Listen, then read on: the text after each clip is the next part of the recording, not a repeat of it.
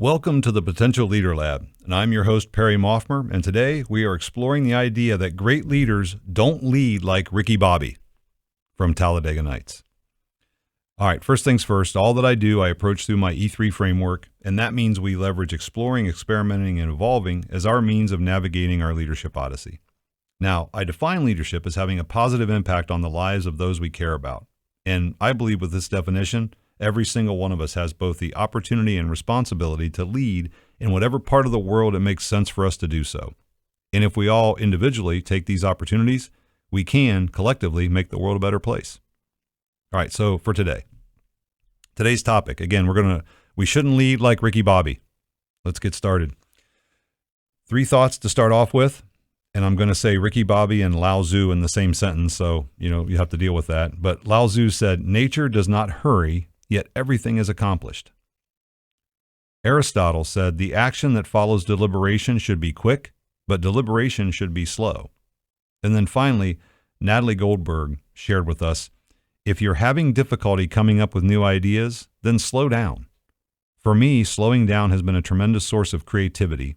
It has allowed me to open up, to know that there's life under the earth, and that I have to let it come through to me in a new way. Creativity exists in the present moment. You can't find it anywhere else. Now, in case you haven't figured out why I referenced Ricky Bobby in those quotes, it's because Ricky Bobby said, and I quote, "I want to go fast." And that's a default for leaders today. We feel like our pace has to be very fast. And although we do have to move quickly, we should not move fast all the time. We can't be like Ricky Bobby. So let's explore a few concepts. Now, first thing is one of the reasons you can't move fast is because it's efficient. And leadership can never, must never, don't ever make it efficient. Now, it should be effective, but not efficient. Now, efficient is capable of producing desired results without wasting materials, time, or energy. Effective is successful in producing a desired or intended result. Yes, it should always be effective, but leadership is all about people. And so there's no way it can be efficient. If you're focused on efficiency during the day, you cannot lead, because efficiency will dictate what you do and when you do it. And people don't respond to that very well. I believe that leadership is really about decisions.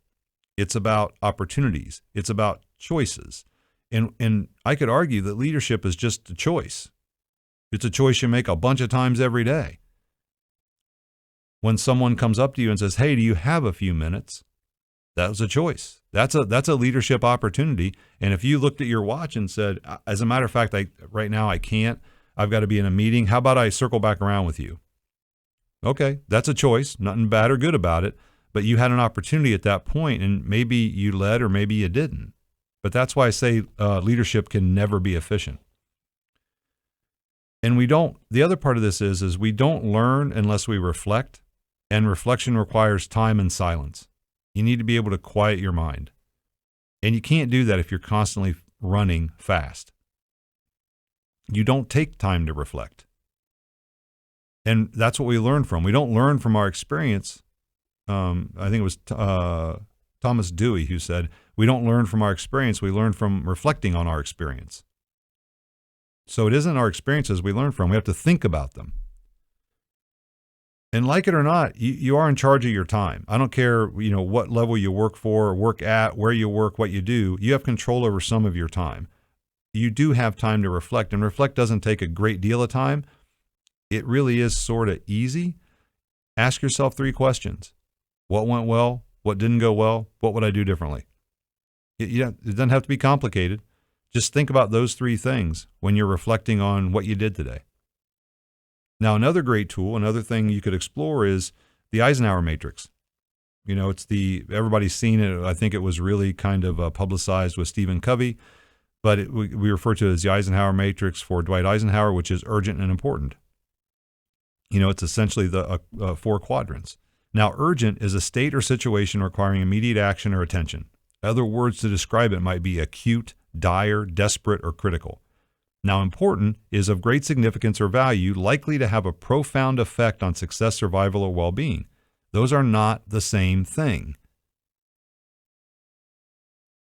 But I think we do get them conflated today. I think we actually think everything is urgent. Everything that's important is urgent. And that's not the case. And as leaders, the best thing you can do is have clarity for yourself about what fits in each of those categories. And we'll get to that in a little bit when we talk about experimenting. Now, we also have to think about the concept of proactive and responsive. The difference, people often mistake one for the other. So if you have somebody in your organization and you say they're very proactive, because when I tell them to get something done, they get on it. Like I can tell them 5 things to do and bam, they address them all. Okay, that's not proactive, that's responsive. Those are different things. Proactivity requires thinking and reflecting, and it's acting in anticipation of future problems, needs, or changes. Now, if you told that person a couple times to do something and suddenly they figured out a way to fix it so it never has to be done again, that's proactive. But don't mistake one for the other, because what we do is we end up putting people in roles where we expect them to be proactive and they've never exhibited a history of doing it. They've been very responsive. By the way, responsiveness is awesome. We need it in a lot of different roles. But as a leader, you need to be proactive. And if you go back to the proactivity, it requires thinking and reflecting, acting in anticipation of future problems, needs, or changes. So we think about what happens in our world, and then proactive people always think about, how do I prevent this from happening in the future? How do I make this easier in the future? How do I not need to do this again? That's proactivity, not responsiveness. Responsive people will do the exact same thing over and over and over and over again. And again, there's certain roles, nothing wrong with that. But from a leadership perspective, you got to think about, am I proactive or am I responsive? And the reason I say that is because if you're not thinking about that, who is? If you're not the one thinking about how do I impact this differently in the future? How do we act in anticipation of future problems, needs, and changes? By the way, you could actually define that. That could be a definition for strategy. Acting in anticipation of future needs, changes, or problems.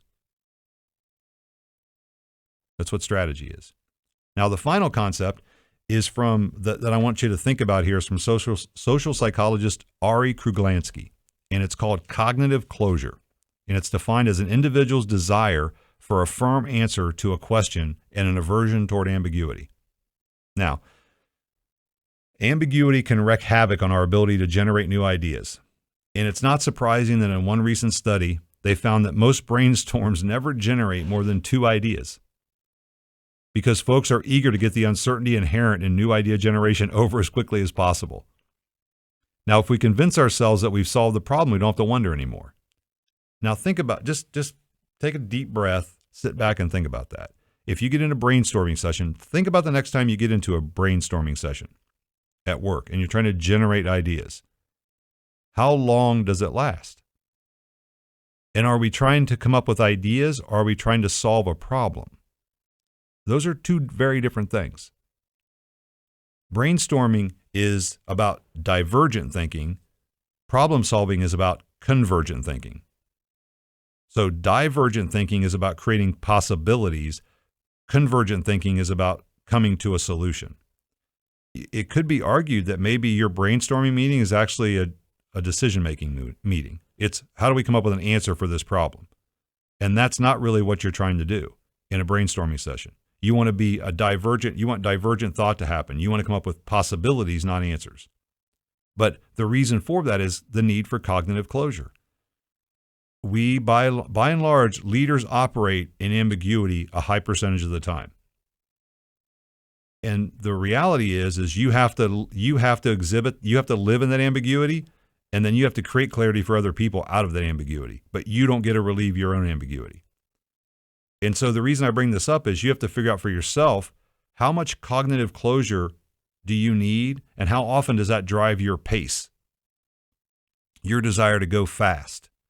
Is it because you have a solution and you think it's the right solution, or is it because I just don't want to deal with this anymore, so do this? Is it the best solution, or is it just good enough because it gets the decision off your list? Just something to think about. So now let's jump over to experimenting. Here's some things you might want to do. Set aside times on your calendar to reflect and see how that feels. Start with 15 minutes at the end of the day. Just sit and think about what you did, how it worked out, and what you might do differently that provides a better result. Now, first of all, you have to have clarity around what a better result is. And again, I'm talking about 15 minutes here. I'm not talking about hours. In fact, I would challenge you to sit for 15 minutes and not look at your computer, not get on the internet, not look at your phone, not check your watch, any of those things. Just sit and think about the day. Put a timer on and think about those 3 questions. What went well today? What didn't go well? What would I do differently? 15 minutes. Try it and see what you think. Actually, here's the second one. Use the Eisenhower matrix. It's really simple and it's really powerful. So if you have 15 things on your list, put them on that chart. There's 4 quadrants, urgent and important, urgent, not important, important, not urgent, and neither urgent or important. Obviously, those things should go away, right?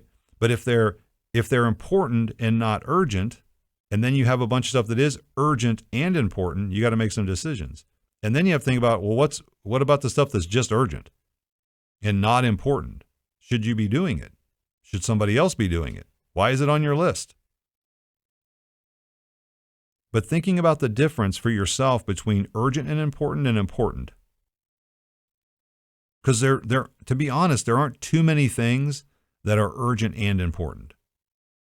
And if you're proactive, the question you're going to have in your mind is, why are they urgent? What happened that made them urgent? Do they have to be urgent in the future? But seriously, just draw the matrix, or just print it off the internet if you want to, and in one morning sit down with all of your tasks and then put them in the right box. And think about what you should do that day. Think about letting that drive your behavior.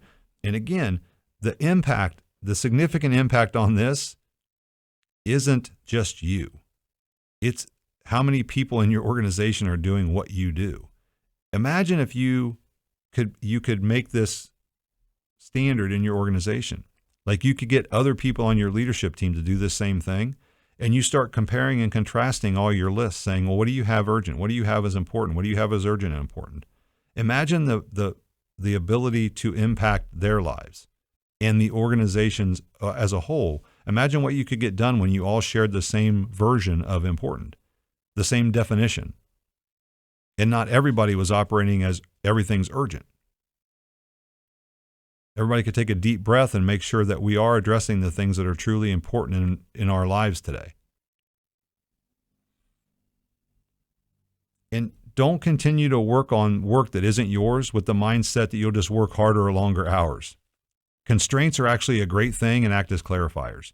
You should not have enough time to get everything done because everything doesn't need to get done. Begin to say no in whatever capacity you can so you can actually do your best work. That's the other thing that the Eisenhower Matrix can help with. It's going to show you what needs to get done today. And some stuff you're not going to have time for. And here's the thing, nor should you have time for it. Unfortunately, and I don't know when this happened, but leaders started taking on more and more responsibility and figuring out, I'll get to my work later. I'll do my work tonight when I'm at home, over the weekend, whatever that is. And I want you to be clear on something. That's not admirable. That is not good behavior for a leader to just keep taking on more work. And it's not a badge of honor to work 70, 80 hours a week.